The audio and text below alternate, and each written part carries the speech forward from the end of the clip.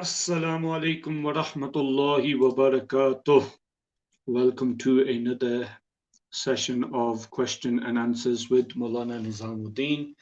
Also, he will be accompanied by Maulana Naeem Munshi. So we're just waiting for the guests to arrive now. If you do have any questions or any questions from yesterday that were not answered, just if you could repost them for ourselves. Assalamu alaikum, Maulana Sahab. وعليكم السلام ورحمة الله وبركاته. How are you both doing today? कैसे हो? अल्हम्दुलिल्लाह आप सुनाओ. अल्हम्दुलिल्लाह मेरे भाई खैरियत. चलो शुरू करते हैं. अल्लामा साहब पहला सवाल ये है. Sorry, the first question is, when reading Taraweeh alone, can you read loud or does it have to be read silence? बिस्मिल्लाहिर्रहमानिर्रहीम. तरावीह रात में पढ़ी जाती है और तरावीह में लाउडली किरात जब जमात होती है तो करते हैं. इसलिए वो नमाज में लाउडली किरात करने का शरीयत ने हुक्म दिया है. उसमें अगर आदमी अकेले नमाज पढ़े और लाउडली किरात करे तो भी जायज़ है, और इतनी आवाज में करे कि वो खुद सुन सके तो भी इनफ है, कोई हरज नहीं. दोनों सूरतें उसके लिए जायज़. हाँ, अगर इतनी भी आवाज ना हो कि वो खुद सुन सके तो फिर वो किरात नहीं है, तो नमाज भी नहीं है. So the question with regards to whether when praying alone it's permissible to pray loudly or quietly, and when a person does tilawat of the Quran in namaz and he's praying Taraweeh alone, is it permissible to pray loudly or quietly? So what Hazrat mentioned was that if a person is praying Taraweeh because it's a night prayer, meaning a namaz which is prayed at night, and also when it's prayed in Jamaat, the recitation is done loudly. Therefore, when a person is praying by themselves, they are permitted to pray loudly as well. If they choose to pray quietly, which they can do so, they must do tilawat with that audibility, yani that loudness that they should be able to hear themselves. Yani if a person's praying quietly, and this goes for all namazis, that when you pray quietly, you should be able to hear yourself in the absence of any background noise. Yes. Now, if a person prayed so quietly that in the absence of background noise, he couldn't even hear himself, then this is not recitation and this is not namaz. Jazakallah. Allama Sahib, we just got a question in now. The person who gives zakat, is it his responsibility to ensure that the person receiving zakat is Sahihul Aqidah? जाहिर सी बात है, अगर मैं ज़कात निकालता हूँ तो मेरी जिम्मेदारी है कि मैं ऐसी जगह पर ज़कात दूं जो ज़कात लेने का काबिल है. कुरान पाक में फरमाया गया, इन्नमस सदक़ातु लिल फुक़रा. तो यहाँ पर ज़कात के लेने का जो कैपेबल है उसको बयान किया गया कि ज़कात जो है वो फुक़रा के लिए, और फुक़रा से मुराद कौन है? सहीहुल अक़ीदा मुसलमान. अल-अशबाह व नज़ाइर में अल्लामा इब्न नुजैम मिस्री ने ये बात लिखी है, जो फ़िक़्ह हनफ़ी की एक अजीम किताब है, मुफ्ती कोर्स में पढ़ाई जाती है, कि गुमराह को ज़कात देने से ज़कात अदा नहीं होती. लिहाजा ये श्योरिटी ज़रूरी है कि आपकी ज़कात किसको जा रही है. चैरिटी जिसको आप दे रहे हैं, जिसको आप वकील बना रहे हैं, वो सबको तो ज़कात नहीं देते, समझ रहे हैं. इसलिए ज़कात ये अहम फरीज़ा है. आप बहुत मेहनत करके पैसे कमाते हैं, इसलिए ज़कात आप सिर्फ और सिर्फ सुन्नी सहीहुल अक़ीदा को दें. किसी बदअक़ीदा को, चाहे वो आपका रिश्तेदार ही क्यों ना हो, ज़कात देने से ज़कात अदा नहीं होगी.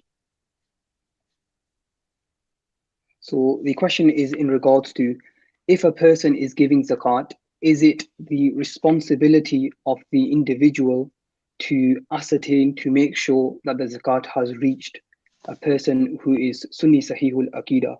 So as Hazrat mentioned, that it is each person's individual responsibility to check that the zakat has reached a Sunni Sahihul Aqidah person. Allah subhanahu wa ta'ala, as was mentioned, says in the Quran that the sadaqah is for the fuqara, yani the poor people. And here what is meant is a person who is worthy of receiving zakat, meaning a person who is Sunni and Sahihul Aqidah.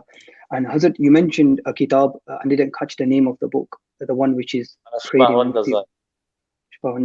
In this text, which Maulana mentioned is studied in the Mufti course, it's mentioned that if a Gumrah person is given zakat, meaning a deviant is given a zakat, a person who is not Sunni Sahihul Aqidah, then the zakat is invalid. So as Muslims and as Sunnis, we work hard to attain our money. Therefore, when we give our zakat, we need to make sure we're giving it in the right place. Even if it's your own relative, if the person is a deviant, if he is misguided, if he is out of the fold of the Ahl Sunnah wal Jama'ah, then you should abstain from giving zakat to such a person also. Jazakallah for that answer. So, Brother Ibrahim Patel, the responsibility is on the person giving zakat. He does need to check and ensure that the zakat is going to a Sahihul Aqidah Muslim. Allama Sahib, this question's come up a couple of days, I think maybe yesterday. I think what the brother is trying to ask is that if somebody falls asleep, they wake up and there's signs of muzzy, they've got signs of muzzy on there, does their ghusl need doing? बाहरी शरीयत में हमने check किया तो असल में ये मसला कुछ ऐसा है कि इसको यहाँ डिस्कस नहीं कर सकते, लेकिन शॉर्टली ये मैं कहता हूँ कि बाथ लेने में जाता क्या है, अगर आपको कुछ नजर आता है तो बाथ ले लेनी चाहिए, क्योंकि मज़ी बहुत थोड़ी सी होती है, मनी ज्यादा होती है, तो बाथ लेना safe side. Jazakallah. So take the safe. Yeah. No worries. Just so the question is in regards to if a person he's asleep and he wakes up and he notices what he thinks is mazi, they refer to this as pre-seminal fluid, is ghusl necessary? So the short answer, because this isn't a forum for us to discuss this issue, which is mentioned in Bukhari Sharif, but what Hazrat mentioned is the best thing in this scenario is just to take a bath, and it's not going to take too long, especially in this day and age where we have such facilities. It won't take too long. So the safest option is in this case to just do a ghusl. Jazakallah. Hazrat, we've got a question from Brother Mohib Atari. If you read names that are on a gravestone, does it weaken your memory? बुजुर्गों ने ऐसा ही कहा है. खाली name नहीं, कोई भी चीज. So when people put duas and stuff like that on. जी, बुजुर्गों ने ऐसा ही कहा. Okay, and Yeah, is reading it gravestones? yeah. So is any like so sometimes people have Quranic ayats on a gravestone? Then is that not permissible in the Shariat? Quran पढ़ना तो अच्छी बात है, लेकिन खास तौर से उस पर लिखा है तो ये मेमोरी को वीक करता है. उस पर कुरान की आयत नहीं लिखनी चाहिए. The scholars have mentioned that reading of the gravestones it weakens the memory, so a person should avoid reading gravestones. Jazakallah. हाँ, बहुत जरूरी हो कि आदमी फातिहा पढ़ने गया, उसको पता नहीं है कि ये ग्रेव है कि नहीं, तो वो एक अलग चीज है. Without reason नहीं.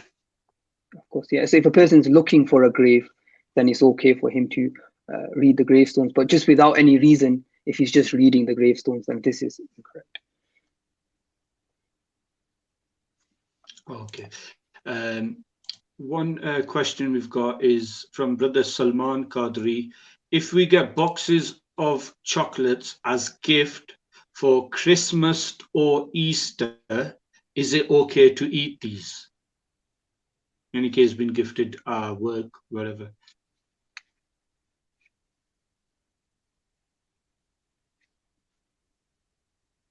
देखिए ऐसा है कि कोई अगर हमें उस दिन गिफ्ट दे दे तो उस दिन की रिस्पेक्ट समझ के हुए नहीं, वैसे ही ट्रेडिशनली समझ रहे हैं कि एक आदत है लोगों की, इस नियत से ले लें और जी खा लें तो कोई हर्ज नहीं है। So if somebody gives some chocolates or something on Christmas or Easter, and not with the intention of venerating the day, but just out of customary practice, something which is the habit of a person, if an individual was to take that gift and consume it and eat it, then there wouldn't be any issue with that. Jazakallah. Alama Sahab, just the previous question about the gravestones. Somebody's asking, can you explain why reading the gravestone weakens the memory? Is there anything written in the books? Why? Reason? ये Y नहीं लिखा हुआ है, बस बुजुर्गों ने लिखा है, उसको मान जाओ। Jazakallah. Okay, the next question I've got is... 1 minute. Sorry. 1 minute. Why government says you take social distance and you will save from the coronavirus? Why? Many people meet with the person who has coronavirus and they not get any illness. Why? तो हर चीज में Y नहीं की जाती, समझ रहे हैं? Yes, yeah. बस बुजुर्गों ने अपने तजर्बे से ये चीज देखी, तो जैसे कहा कि भाई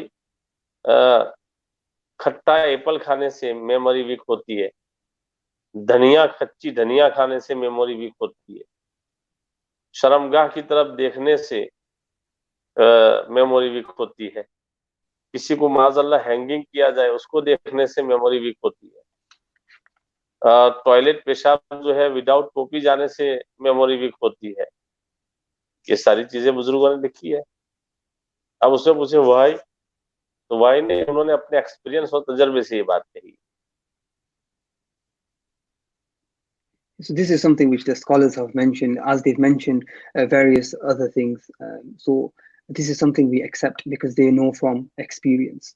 So it's not something where we ask the question why here, rather because they've mentioned this, we act upon it, and it's not going to hurt us or harm us in practicing upon these things. So it's fine.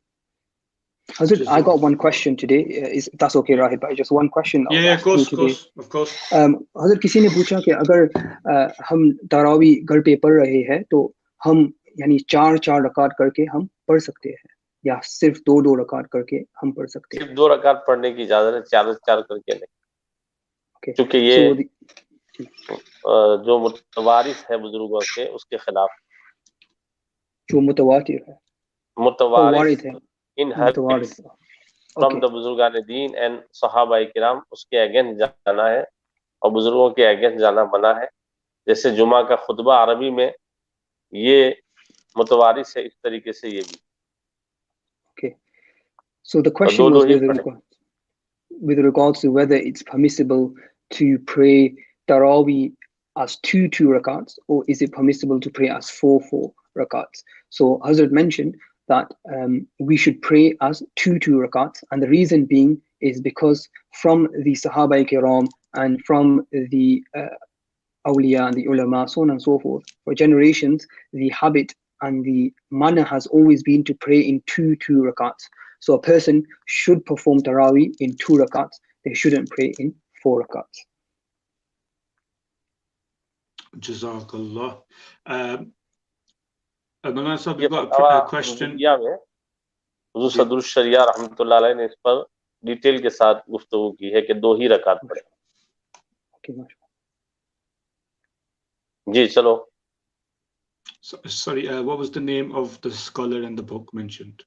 Huzu Sadrul Sharia. He mentioned that he's given detail in this regard. Volume 1, Huzu Sadrul Sharia, Badrul Tariqa, Allama Amjad al-Azmi rahmatullah alayhi. Who is the author of Bahari Shariat? The author of Bahari Shariat, yes. Huzu Sadrul Sharia, the father of Huzu Muhaddith Kabir. He's written in this regard in his collection of Fatawa Amjadiyya, volume number 1. There's detail in this regard. Jazakallah. Jazakallah. Brother Muhammad Ashrafi has asked a question. People are buying, if people who buy stolen goods make a profit and then give charity to the masjid, is it permissible? फिर से जरा बोले. Brother name if जी हजरत वो कह रहा है कि किसी ने जो stolen goods कोई माल है जो किसी ने या और उसमें से जो इन्होंने भेजा, they sold it, उसे नफा कमाया और फिर जो वो नफा है उस इन्होंने मस्जिद में दिया, they give it into the masjid as charity. तो ऐसा करना कैसा है?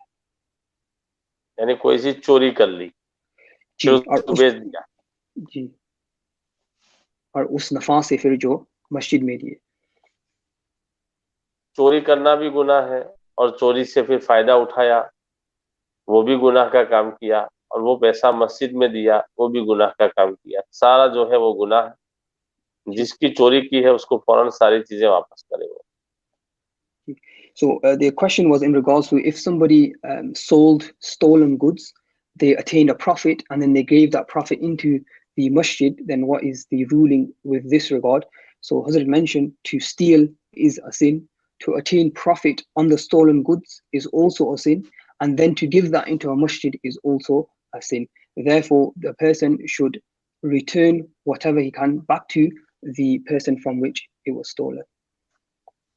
यहाँ पर एक मसले की वजाहत कर दें. इमाम अहले सुन्नत इमाम अहमद रजा मुहद्दिस बरेलवी अलैहि रहमा ने लिखा है कि राहिद भाई एक भाई शराब का बिजनेस करता है और वो मस्जिद कमेटी के पास आया. उसने कहा कि मैं 500 पाउंड मस्जिद में दे रहा हूँ, समझ रहे हैं, और उसका कुछ हलाल आमदनी का भी जरिया है. तो मस्जिद कमेटी उसको ये ना पूछे कि तू हलाल का लाया हराम का लाया है, वो ले ले और उससे कोई चीज बाय करे उन पैसों से. तो बाय करते वक्त वो पैसे ना दिखाएं कि मैं इस पैसे के बदले में ये चीज हमें दे दो, कारपेट दे दो. बस वो पूछे कि भाई कारपेट दे दो और बाद में वो पैसे दे दें.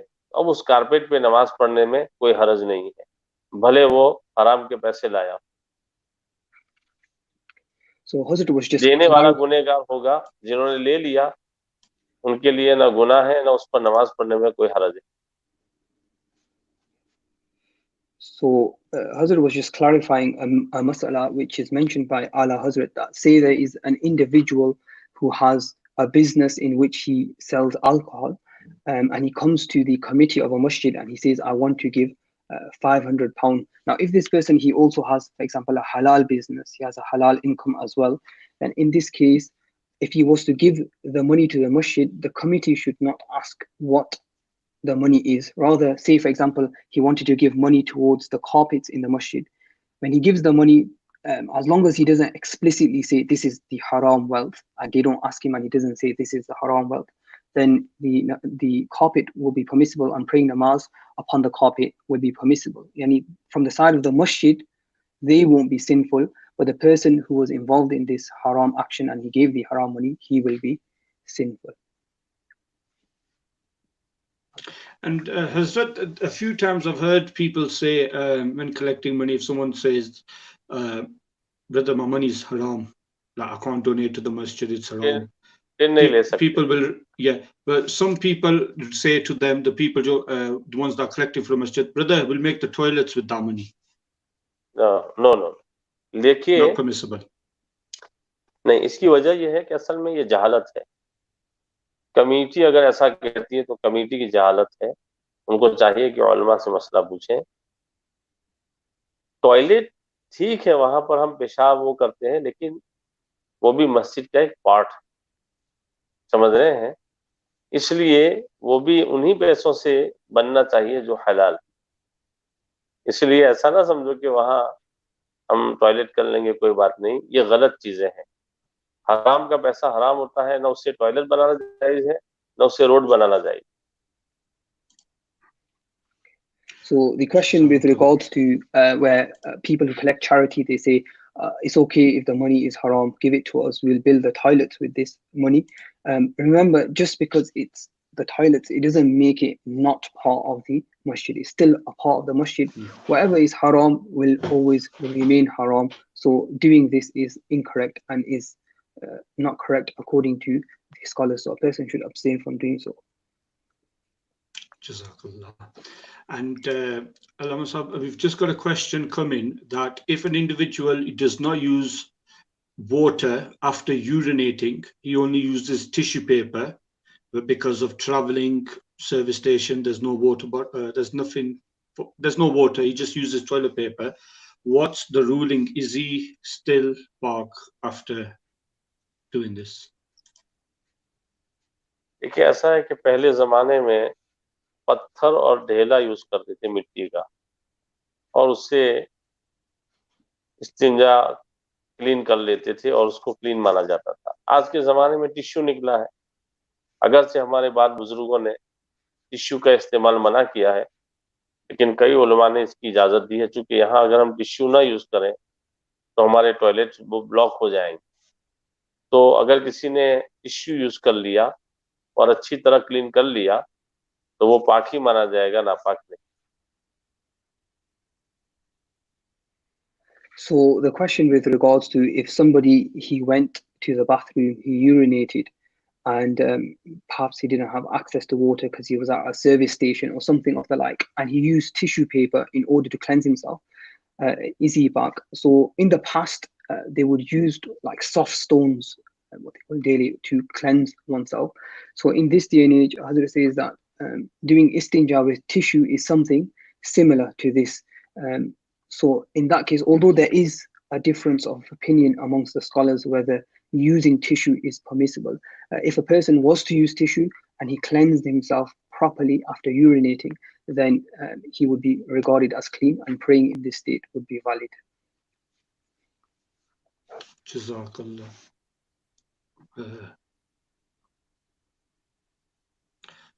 Someone's asked a question, if an individual, he can't hear himself reading namaz, but other people can hear him, maybe he's not deaf, but maybe his hearing's not fully there, what's the ruling in that case? And they're also asking the same question is, even imams in masjid, sometimes you can't hear them in Siri prayers. So 2 in 1 question, Hazrat.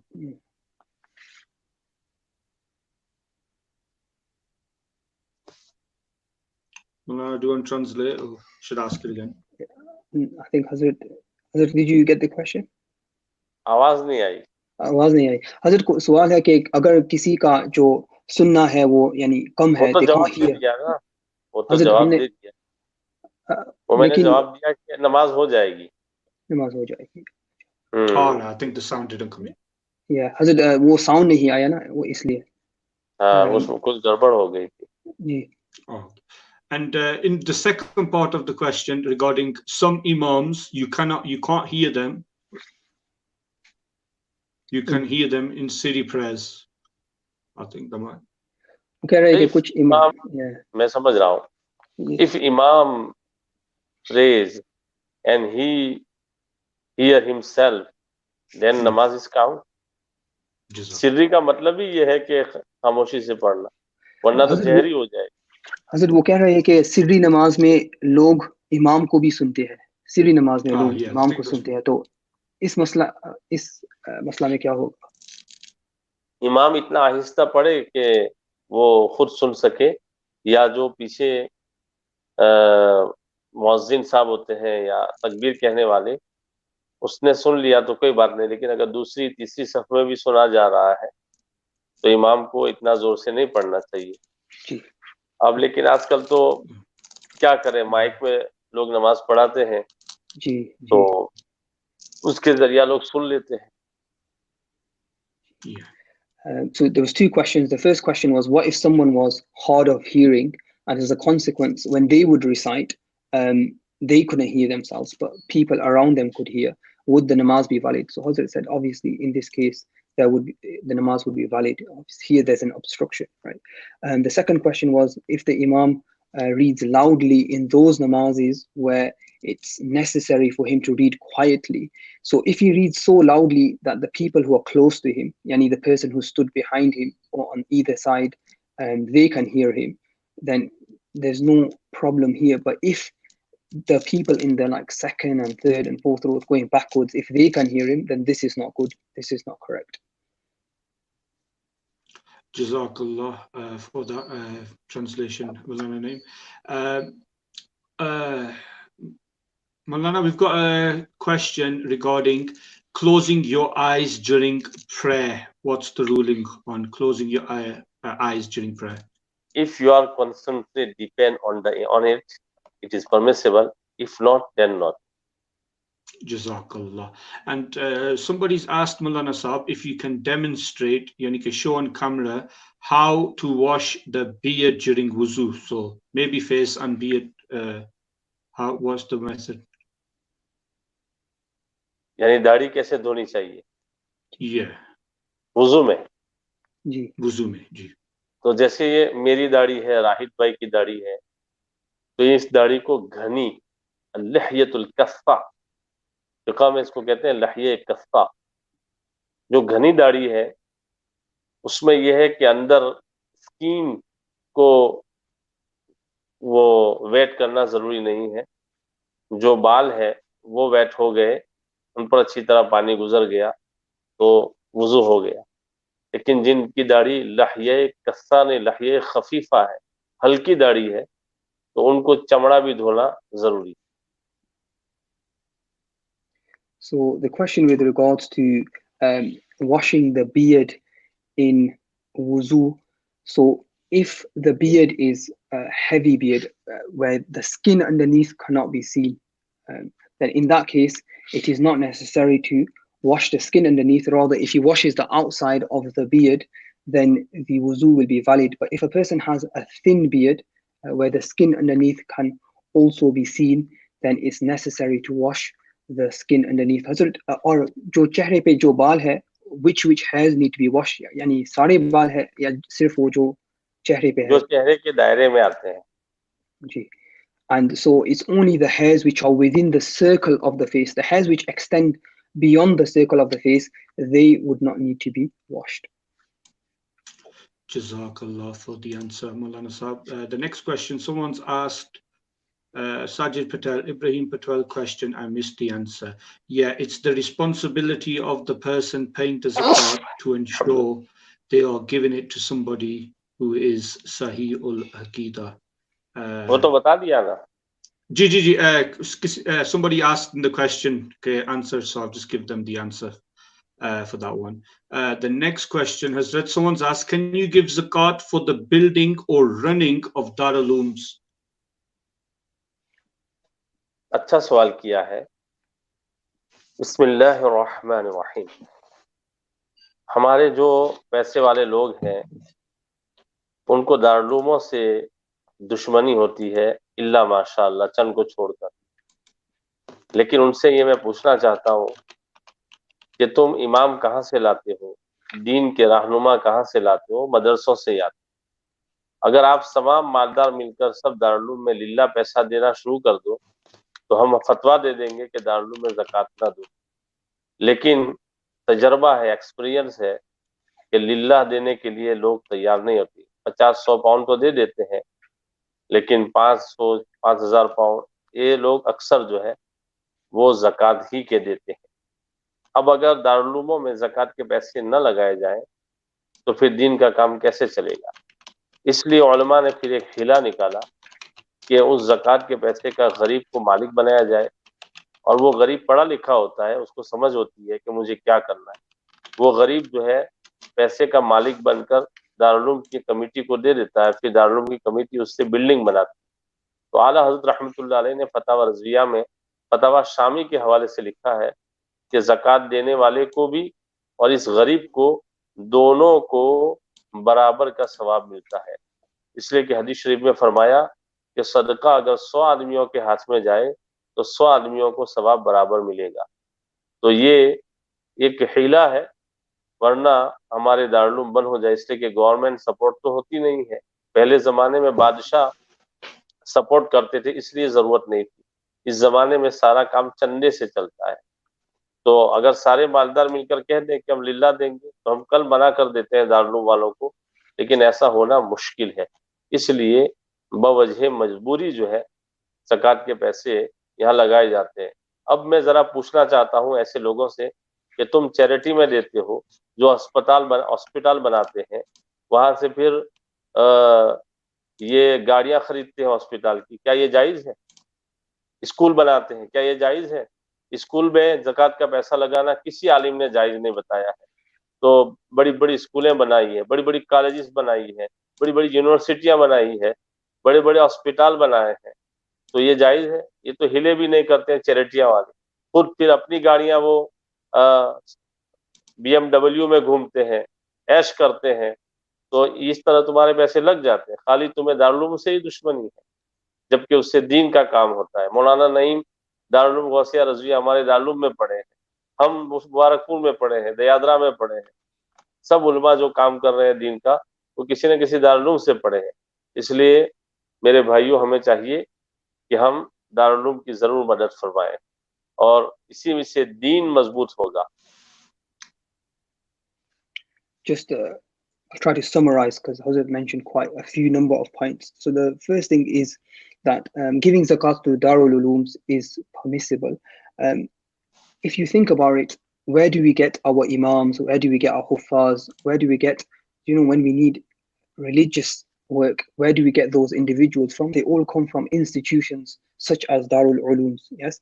Now, if all of the people who had money, who had wealth, they got together and they said, we will fund the Darul Ulooms purely out of lillah, which is not zakat or sadaqah, just giving for the sake of Allah subhanahu wa ta'ala.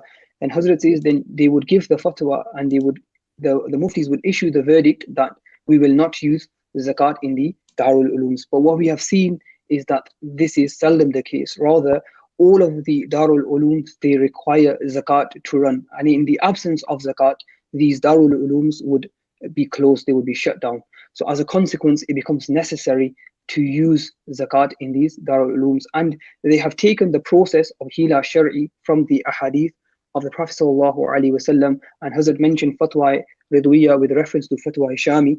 And in one hadith, the Prophet ﷺ, the process of hila shari, Hazrat mentioned that, where they make a poor person the owner of the money, and then the poor person uses the money for the Darul Uloom, for example, making a building, so on and so forth. They've taken this concept from the ahadith. In one hadith, it mentions that if the sadaqah goes through 100 hands, then each and every single person will get the reward. Therefore, the person who gave the zakat will be rewarded, the poor person who was made the owner will be rewarded, and then when it is used in the Darul Uloom, all of the people along the way, they will be rewarded. Now, when a person gives money to certain charities, they use that zakat in order to build hospitals, to buy cars for the hospital, to build schools, so on and so forth, and they don't even do hila shari in this case.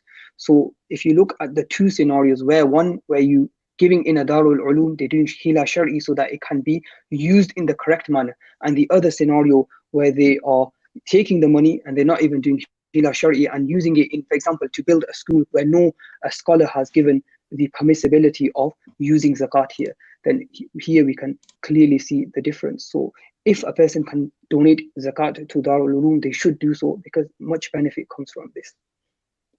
Jazakallah for that answer, Maulana Naeem. We have more come to the end of the show, so what we'll do now is one last question, Maulana, and inshallah anything that has not been answered today, we will ask tomorrow, inshallah. So thank you for the questions, and do keep asking them, and please don't be disheartened if your question was not answered today.